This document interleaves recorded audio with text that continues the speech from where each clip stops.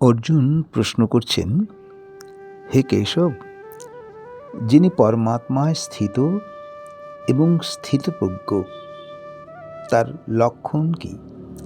সেই ব্যক্তি কিরূপ কথা বলেন, কীরকম অবস্থান করেন এবং বিচরণ কেমন করেন?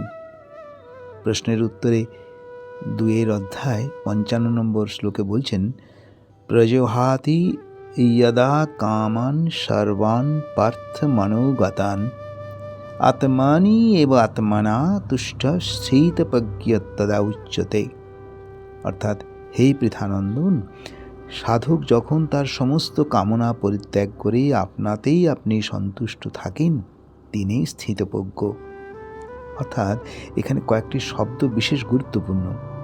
প্রজাহাতি যদা কামান সর্বান মনোগতান, অর্থাৎ কামান সর্বান মনোগতান, সমস্ত মনোগত কামনা পরিত্যাগ করে আত্মানি এব আত্মনা তুষ্ট, অর্থাৎ আপনাতেই আপনি তুষ্ট, তাকেই স্থিতপ্রজ্ঞ বলা হবে।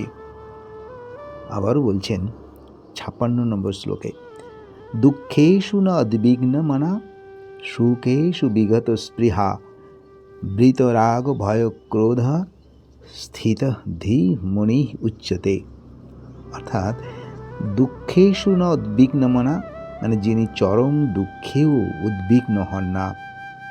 আবার কি না, সুখেষু বিগত স্পৃহা, সুখে যা স্পৃহা শূন্য, অর্থাৎ বিন্দুমাত্র স্পৃহা নেই সুখে। আরও বলছেন, বিতরাগ ভয় ক্রোধা, রাগ ভয় ও ক্রোধহীন মানুষই স্থিতধী মুনি উচ্চতে। সেইরূপ মননশীল ব্যক্তিকেই স্থির বুদ্ধি বলা হবে।